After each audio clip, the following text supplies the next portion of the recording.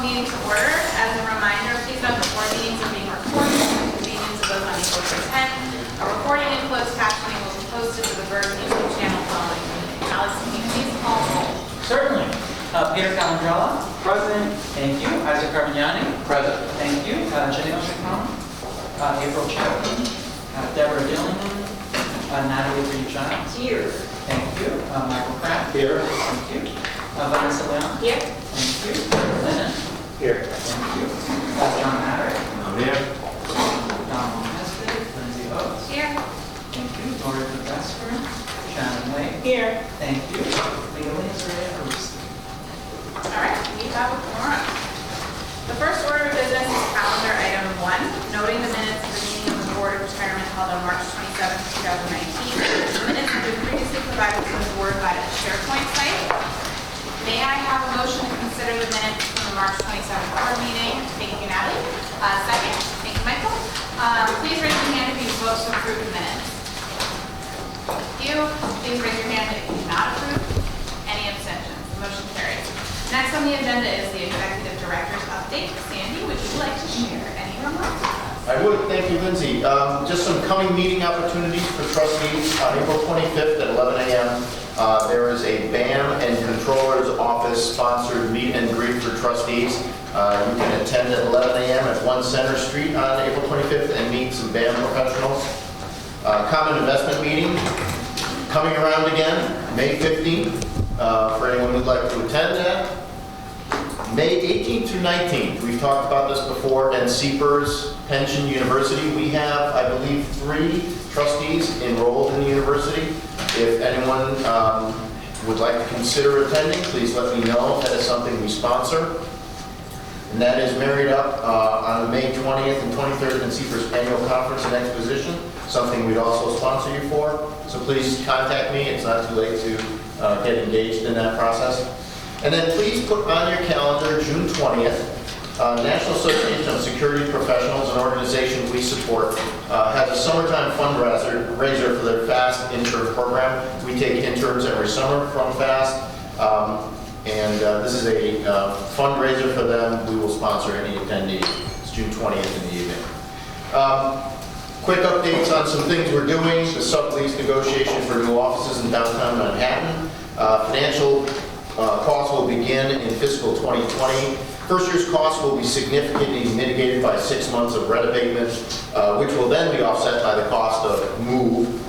You should expect that in the future, the average annual recurring costs of this property until 2026 will be about $2.5 million.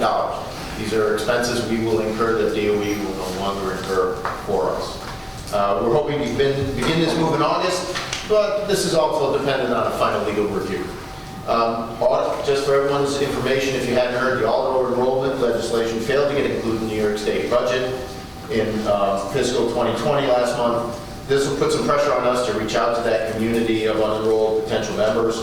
On May 1st, responses are due on an RFP for communications and marketing consultation focused on this effort. We'll have more to announce on that program in the next few months. Again, we expect to launch that effort in the beginning of the new school year.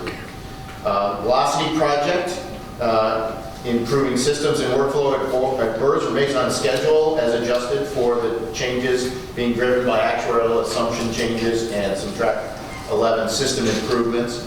That was approved at the last board meeting. We've seen some turnover in the BERS Velocity team, but continue to dedicate resources to this important endeavor. The detailed April 8th report for GTJZ is included in your folder. It's about a 2-page summary of what the history is and what the current status is. The good news is it's on schedule.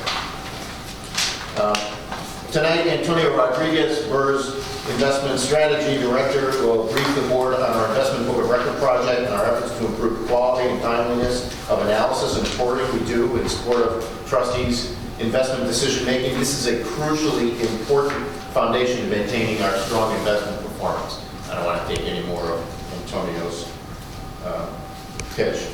Also tonight, JD, BERS CFO, will present the proposed fiscal 2020 budget, which was distributed on the SharePoint site earlier. The process for this is that we will deliver the budget. We will propose a resolution to approve the budget at the next meeting. That'll give us over 30 days to answer any questions about this. It's just a process we established last year in terms of managing the budget process. One of the interesting things you should be aware of that we're holding headcount stable, asking for no headcount. And the story is we're accepting expenses which previously been borne by DOE. So you're going to see some changes. JD will be giving you much more on that narrative. Finally, we're all, I hope you're familiar with the improvements we've made in membership services. Staff has increased significantly over the last 3 years. We've gone from 11 to 28 individuals working in that department, both full and part-time. We've increased outreach to members. We've added dedicated call center, improved experienced staff as we grew. And we cannot make everyone happy. We're still at the point where we have obligations to respond that we can't respond to. But it is nice every now and then for Maria Seppin and her staff to be recognized for the good things they do. I've included a copy of an email that I received yesterday in your folders. And I just wanted to note for the record that thanking Maria and her dedicated staff for their efforts to support and advise our members. It's the most important thing we do. Thank you. Great. Thanks, Sandy. The next item on this evening's agenda are calendar items 2 through 17, the ordinary business of BERS. Is there a motion to consider calendar items 2 through 17? Thank you, John. Second? Thank you, Peter. Alex, can you please tell us about the ordinary business of BERS? Certainly, these are the retirement staff benefits and refunds calculated since the last meeting of this board. Thank you, Alex. We will now vote on these items. Please raise your hand if you vote to approve calendar items 2 through 17. Any opposed? Any abstentions? Okay, the motion carries. Thank you. The next item on the agenda is the discussion of the fiscal year 2020 budget proposal given by JD. Can I have a motion to discuss? Shannon, second. Thank you, Michael. Okay, JD. Thank you, Nancy. As Sandy stated, that budget is on the shelf for all of you to review, and will be available as always in board one to answer all the questions. And if you don't have my mail, we'll send my email address or my phone so that I can be available to the shelf. And as we do the budget, the key thing that is very important to remember is that this budget will incorporate budget will incorporate costs that were never what year before, because we were subsidized. We never paid for it. We never paid for it. We never paid for water, whatever. So we never really wasn't carrying all those costs. Now that we are on mandate, we have to bring all those costs inside. And that's what we'll see. It's a sharp contrast in the last previous budget. So we went from 21 billion last year, so this year we're asking for 28 billion dollars, and 16 million in BS and 11 million in BS. Another two things I think we mentioned is BS. We didn't ask for any debt policies. We didn't ask for any salary adjustment, except for the 3% union negotiation. And so then it's kind of, we wanted to really that was there to say, let's analyze where we are and how we move and how we can do better. Because we have asked for people before, a year ago. Now it's time for them to do. Last month, we were just asked, explaining how we were able to go down the backlog. So before we go ahead and say we're going to have more people, let's see what we can do with what we have right now. So key drivers on the budget will be what will be of course the move, the physical move that incorporates not only the new release and floor consulting, and also all the transfer, because especially from IT, what we have to get ready. So that will be built. And the second biggest item on that is also the move to what we would call the virtual move, because hosting is part of it, and the maintenance of all these things. So this is also a big ticket. And we have the last major item, the 10 force, which is also it's already there. We're not actually asking for all, but it's a big item. And also one thing that we brought here, and this is really important, is like we're also trying to see, I say, where we are in BERS and then restructuring investment, restructuring the internal audit. We trying to have a parameter to really to structure that unit so that we can be in compliance, looking at our flows in operation. Are we missing? Because it's been 2 years since BERS has been around. So let's accept where we are. So those are the major 4 ticket items that we have that are within the budget. And one thing we also broke it down by between recurring and non-recurring. And so, of course, all those costs could move,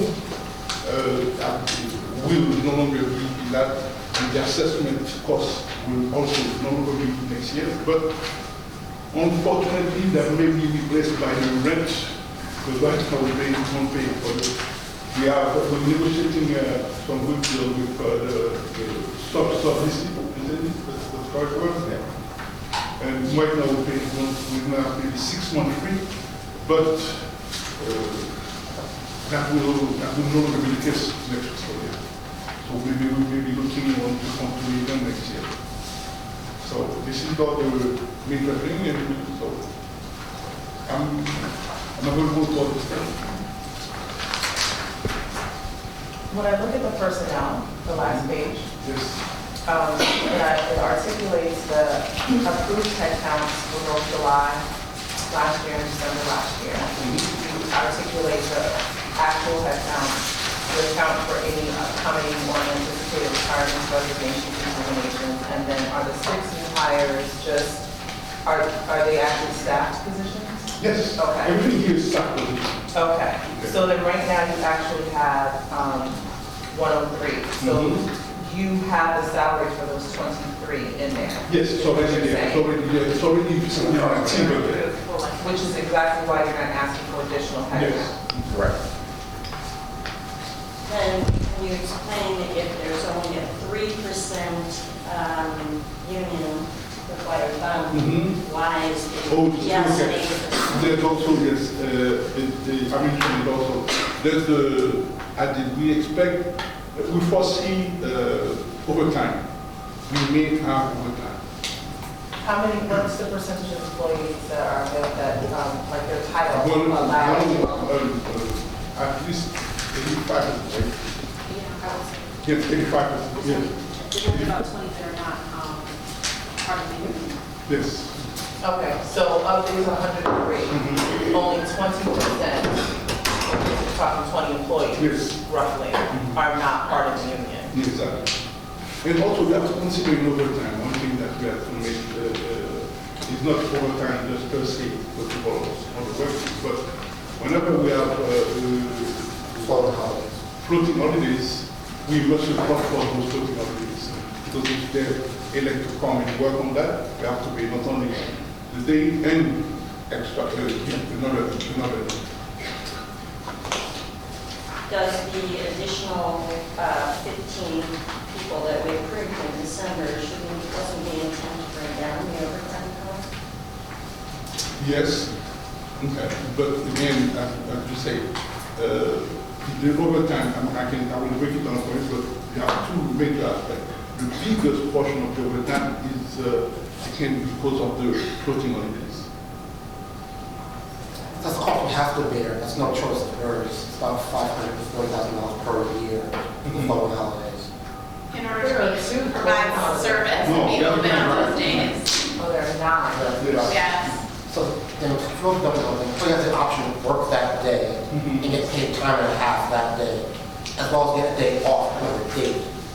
We have to account for that within the budget. How many employees are actually, like, how many titles right now actually actually fall into that bracket? Because those would be your tier 4 people, right? Like not your new folks. You're talking about non-managerial titles? I'm talking about the 80% that you said are entitled to, that they're in a union, right? Like, what are we, tier what now? And tier 6 employees? They were actually included in the collective bargaining agreement, so when like we adopted the new year and we adopted PE, those holidays were included in some of the other unions' collective bargaining agreements. So this is something that DOE has to, where a whole bunch of staff don't have to show up on that day. They do, they get paid overtime. It's those school holidays, and I don't want to speak for you, Michelle, the BERS, but they were also added to the other unions' collective bargaining agreement. So that's why we have to add into the budget. So Yes. my confusion is solely like, there are some, like, depending upon your tier, depending upon when you enter, and literally the date and time, you may not be eligible for a floating holiday. So that's why as we talk about floating holidays, I was asking those granular questions, but that explanation clarifies it for me. And just can you refresh my memory on the temp force? Temp force, we have, since last year, we approved 25 account, and then this is because when, I believe early, we were paying them a very low rate, and then since the minimum salary, I believe, for New York came down. Right now, we're paying them $20 per hour. $20 per hour. And we use our temp force as a in-ramp to permanent employment. So we spend, well, Michelle and her staff spend a lot of time coaching them into taking tests for title qualification and looking for ways to train them up and support them and give them ramp into a permanent position.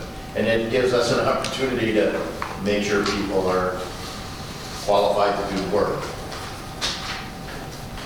So Lindsay, I guess my other question really is for you, it's not for you. And it's, I know we talked about this last year at meetings, but can you tell me again why there's literally no space in any DOE building that we could have done something? That's correct.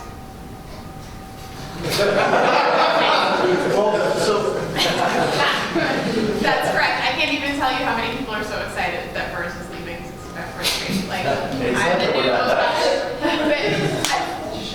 We put the apps ahead of this one, so we're making apps the city, it just basically can go into the zero. They said no. We inquired before we did this whole thing. And this was the number 2 item that I was told had to get done when I was hired. First was get CP Meds done. Second was get out of my building. I think that's what Ray Orlando said. Get out of my building. And now it's Lindsay's building now. What are those words? That's not my building. But, and we did. We looked for space in. It's consistent with the other pension systems. Yeah. The other pension systems pay for their own space. So that the Department of Education is subsidizing BERS in a variety of different ways. That's inconsistent with the way the rest of the pension systems are. So it isn't that. No, I hear you, right? So I hear the words that are coming out of your mouth. And I'm not going to stay here because I could preach literally all night about this. But I just, once again, and I'm sorry that I'm the social justice equity, let's talk about it person on the trustee, and I think I'm joined by most of my colleagues. I hear you when you say that it's consistent in terms of process, right? And I get the focus on the actual literal process. I get the focus on the quantitative, but that's why I'm a qualitative researcher. Because there are nuances that are not accounted for when we look at everything as if it's the same. Our members are not the same I totally agree. as other totally. pensions. So the subsidies that they think that they're getting that are inconsistent, I actually say, make up for the piss poor salary that our members, the bulk of our members get. So what you're not paying for in salary, you're subsidizing for in terms of the pension system. So that would have been my argument. And I know that it's said, and I know that it's done, and it's a done deal, but I just really think that it's important to highlight these things. I think it's very important to highlight these things because yes, we are the fifth largest fund, there are differences between us and the other funds that aren't accounted for. And if we're going to start being consistent, the processes are going to start being consistent, I'm going to start insisting that the equity starts to look consistent too. I agree. What I would say is, I think another important consideration you've raised in the past too is the type of space that they're in, and the quality of this experience they have when they visit the site.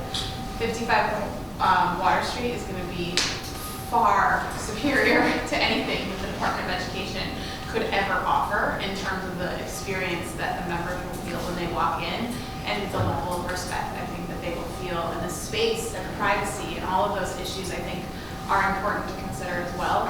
DOE just doesn't have that space or the privacy that we would need to have those types of really sensitive and respectful conversations, I think, as well. And it's important to understand that we will maintain a presence at 65 Court.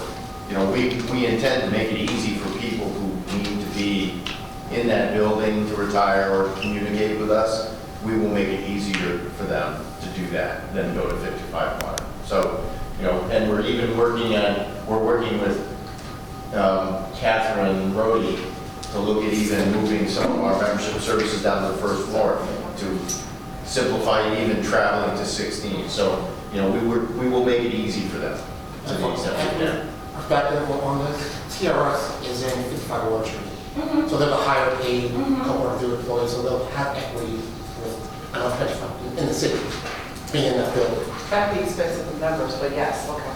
I hear you. I hear you. I hear you. Any other comments, questions?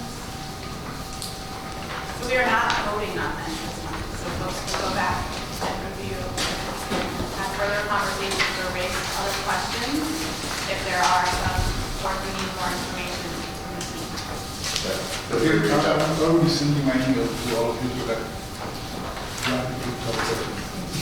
And provide more conversation.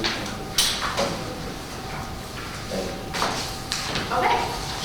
The next item on our agenda is calendar item 18, adoption of the disability employment recommendations. Is there a motion to consider this resolution? Thank you, Vanessa. Second. Thank you, Gary. March 28, 2019. Oh, sorry. I'm reading your lines. I'm way ahead of myself. It's fine.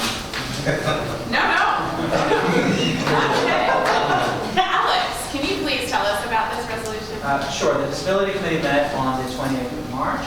We reviewed 8 cases and recommended that the board adopt the recommendations and issue resolutions regarding 6 of these cases and return 2 cases to medical for additional information.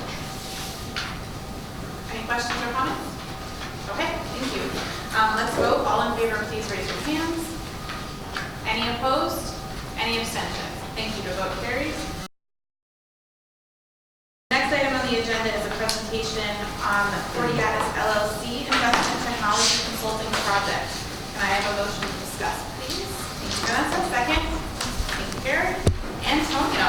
So I'm passing out a presentation to trustees.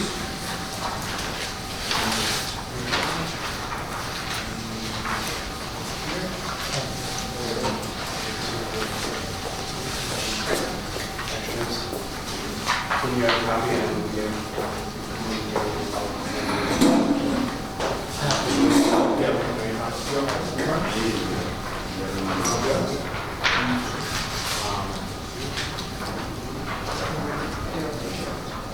So, back in December, I hope you recall that the board approved initial engagement with Fortiatis LLC, represented by Clinic Kundi, on a project that I think what we would have already done if upon my arrival to figure out how information flows to trustees in order for you to make a decision.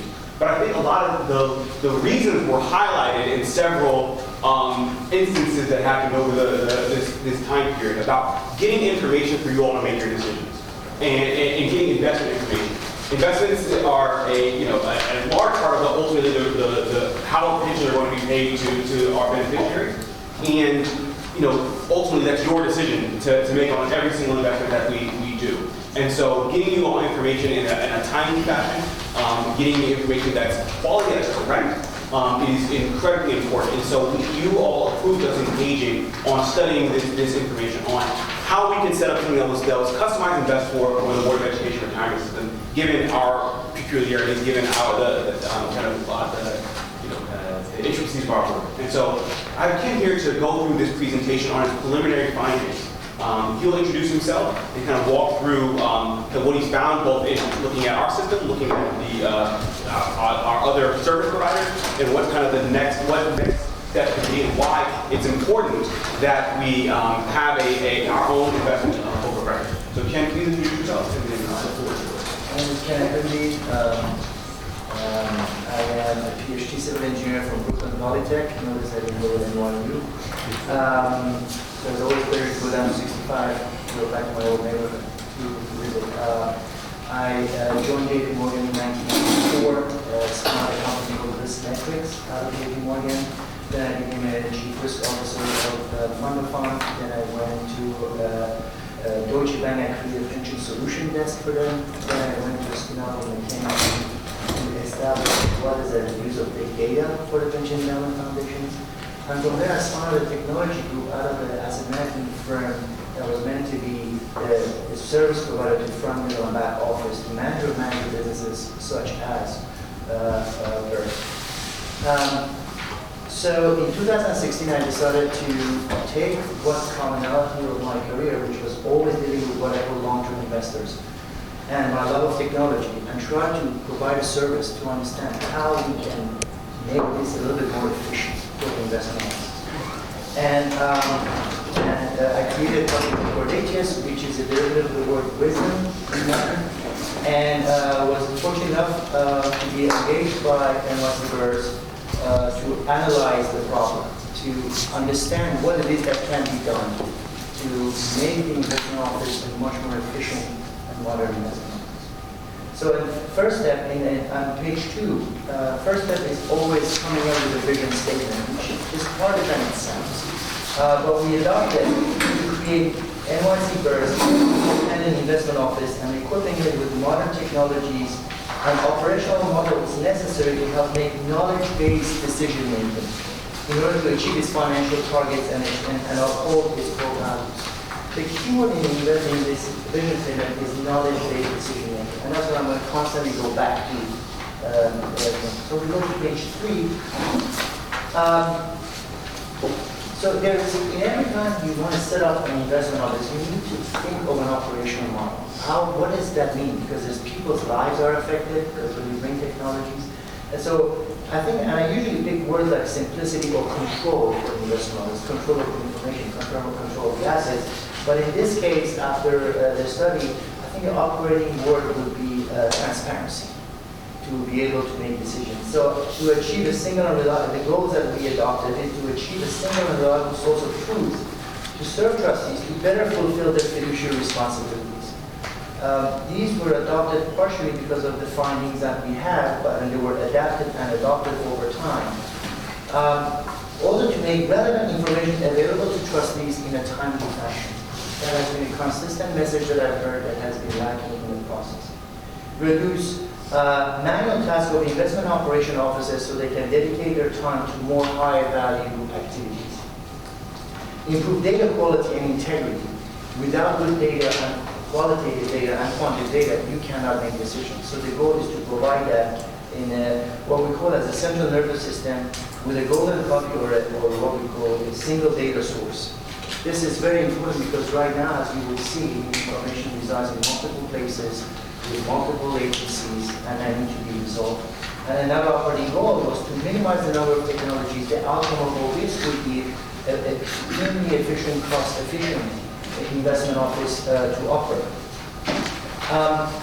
And the goal again is to create this autonomous investment office. So what has been done, and in a way, this has been a lot of investigative work.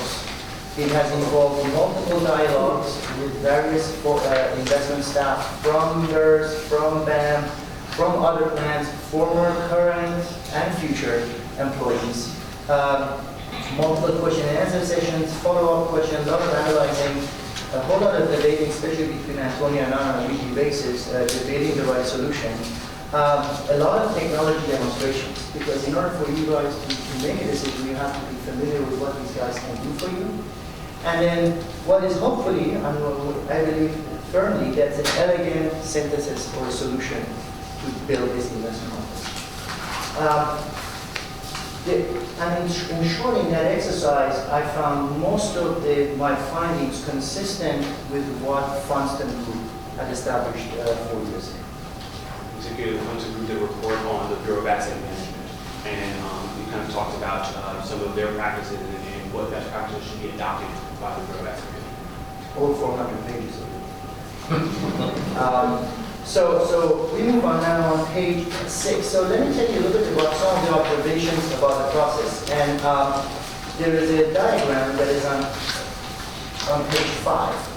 And what I talk to is basically my methodology is all about following the data. Where does the data reside? Where does it need to go? Who needs what? What's available? What is available? And this diagram represents that. So let's go a little deeper into what we find. And we found that there's a lot of data that goes into BAM. And as a service provider to BERS, there is consultants that provide data, partial data to NYC BERS. There is services that an investment office need to provide include selection of managers, due diligence, and a process of vetting them. Then it goes into portfolio asset allocation, portfolio construction, risk management, and monitoring. These are the main activities that an investment office has to hold. So I evaluated as much as I could with help from BAM to understand how they do that. And but the end result is that these are some of the elements. Now, if you see that each of the columns has a number at the top, and the statements I'm going to make because it's easier for you to see what this relates to. Maybe I should have made the font a little bigger. So the quality of manager sourcing is appropriate. And the way BAM deals with that is by going with very large managers, so that mitigates the risk of the investments they make. The manager, and this is all I'm talking about, the pink box number 5 there on page 5. The manager selection process is not systemized.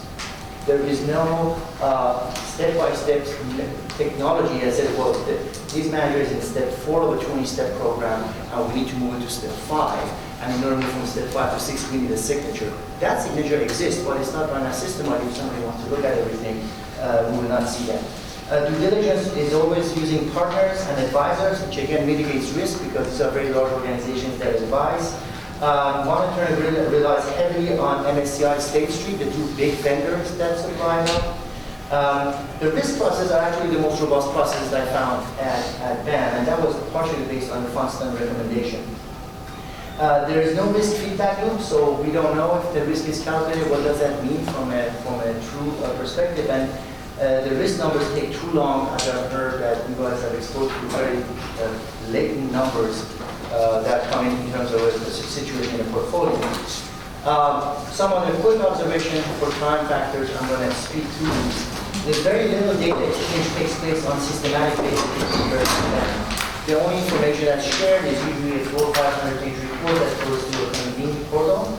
Existing data flows within the system leave room for a lot of duplication. On the private equity side, for instance, 3 different vendors process the same data for the same end, for their own end. That leaves a lot of room for errors. Where does the data come from? The concept of single gold source of truth doesn't exist because there are 3 copies of it. So unifying all that into one database is very attractive. The current technologies do not communicate with each other within BAM. If they do, it's via what I call an Excel ballet, which is a lot of large movement of Excel files, which always leaves room for a lot of errors. And reporting is limited to monthly or quarterly, either again through BAM or through State Street. Research in process driven but not systemized, and most importantly, there is no supporting documents that are available to the BERS. That's a big issue that we face at the board, just eat all the all. So we take all of those learnings, and let's go now. After a lot of debate, as I explained before, with we came with a proposed solution. And for visually, I've broken down into 3 large ovals, gray ovals. The first oval is basically the circle of all the service providers that are current or will be replaced or be coming in on board. The second part is all the data sources, which is oval number 2 on the lower left-hand side. This is much more streamlined process in terms of data, which improves accuracy and integrity.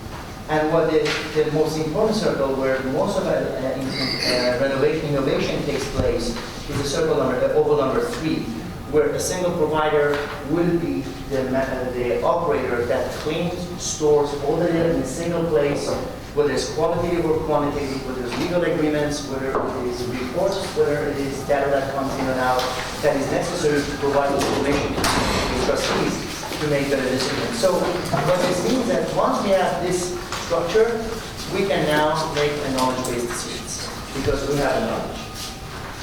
The benefits, streamlined data, operational burden is shifted from technology providers. Single source of truth for investment book of record is not relying on custodian or BAM. Single analytics engine that treats everything essentially becomes one place where directly or via the BERS staff, the trustees can have access to timely information at the timely fashion. It's all in a single one place for monitoring portfolios, and it is a repeatable process that basically very commonsensical when it comes to design of an investment office. BAM remains a risk provider, and State Street remains the accounting book of record provider, but all documents will be stored automatically without intervention using technology so it is available to BERS members, the investment committee and other finance-related activities, anytime, anywhere, on any device. So, all that to say, I know we're here to speak for time, but what we want to do is we want to improve quality of the data that we're giving to you. As much as I call you all, talk, I don't think I'm serving you in the capacity I'd like to without having information in a much more timely fashion. And getting you the information that you request in a timely fashion. So saving time on that, improving that quality. I think going forward, we believe there's a cost-effective way for some of the strategies that are going to be recommended to us and will ultimately end up saving us money in the long term. And then ultimately helping make more informed decisions. I advise you all, the team advises you all, but ultimately, as I stress time and time again, it is your decision. And so whatever information you need to make that decision, we should be able to get it to you in a timely fashion. And that's what this project is about. And we'll have a full report. This is just a quick slideshow, but we'll have a full report for you all, so you can read through it and it'll have much more detail later down. Can I just ask one real quick question? Is there anything in this implementation that requires anybody else but BERS to be involved in implementing it? In other words, is there any interface that someone else has to open up themselves? As end users or as implementation? Just as implementation for the BERS. One of the operating goals is to remove all reliance for investment book of record from State Street and BAM into its own service provider that come in and they take care of everything. It's very high reliability and quality. And are there challenges around that? Absolutely. There are absolutely challenges around that. And there will continue to be challenges around that. Again, we're running short of time. I know I have a lot of other items, but there will absolutely be challenges around that. And we're asking for your support with that. And like I said, and all this is known. We have talked to people considerably. This is not the first route that this wasn't where we originally started. To give that preview, it wasn't where we originally started. And we've had dialogue. Before I got here, there was dialogue between Sandy and Daniel had dialogue about these issues. So this is not a Antonio coming in. This is an issue before I arrived. The idea was then how do you come up with this solution? No reason to talk about more of this issue. Any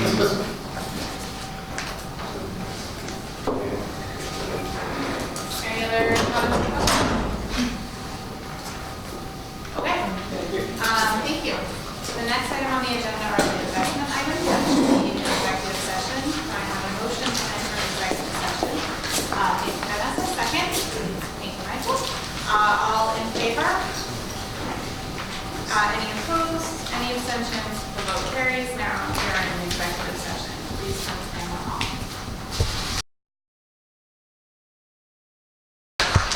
Alex, can you report on the board? Are we good? Thank you. Alex, can you report on the board's actions during the executive session? In executive session, the board considered 3 items. Tabled calendar item 19, authorization of controllers to commit a portion of the real assets portfolio of BERS, and passed calendar item 20, authorization of the controller to commit a portion of the infrastructure portfolio, and calendar item 21, authorization of the controller to commit a portion of the private equity portfolio. Thank you, Alex. The next item on our agenda is the fiscal note report. Can I have a motion to discuss this item? Thank you, Deb. Second. Thank you, Peter. Sherry, can you please give us some background on this item? There was one fiscal note that was issued between the last time we met, and there was no spoiler alert, but someone did have a punchline. It concerns the BERS auto enrollment legislation bill, and it did not get included in the state budget process on April 1st. But nonetheless, we did issue a fiscal note in time for that, so that the legislators did have an opportunity to look at the cost when we were deciding on it. So this legislative bill had an effective date as of July 1st, 2020. So all new employees from that point forward would be auto-enrolled in 90 days unless they provide a notice within those 90 days to not opt in. For those who were, as of that date, for those who would have been employees as of that date, they would also be enrolled as of October 1st, 2020, unless they had provided writing that they want to opt out. So because this does include a group that has prior service, as of the implementation date, they would have a right to purchase their service if they weren't part of the retirement system at that time. So we ran this analysis just because we can't predict who's going to buy some past service and who's not. So if no past service was purchased, first year increase in the annual employer contribution would be $11.4 million. And if this group, if the existing employees would purchase all their past service, 100% of past service, it would bump up to $19.2 million in additional annual employer contribution. Thank you, Sherry. Any questions or comments? Yes. You just get this right, but it's a moot point because it did not pass. Correct. But nevertheless, legislative notes are provided to legislators, so when they do decide whether to pass it and discuss it, they know what the numbers are and how much the cost will be affected. Has the bill been introduced as a standard item? I believe it will be again. Otherwise, So, when we prepare this note, it is for the whole legislative session. So this, it does explicitly say that it's for the entire 2019 legislative session. So this is to go back, on the docket for them before June 30th. These will still be the costs that I will sign off on. Go ahead. Just as an aside, but a point of information to the board, I was in Albany lobbying on some other matters, and I specifically reached out to Senator Bernardes, Senator Ramos, and I still have yet to go after Congresswoman Cortez, who is in my district. But I've already reached out to those 2 senators and spoke specifically about this issue. So don't know where that'll go, but I'm pushing on it independently in addition to everything that Danny is and others. Great. Thank you. Any other comments or questions? Okay, thank you, Sherry. Okay, this concludes the agenda for this meeting. The next regular meeting of the BERS Board of Trustees will be held on Wednesday, May 29th, 2019 at the William Howard Taft Educational Campus in the Bronx. Can I have a motion to adjourn? Thank you. All in favor, second? I'm going to say Deb. Thank you. All in favor? Any abstentions? Any opposed? Thank you. Have a good night.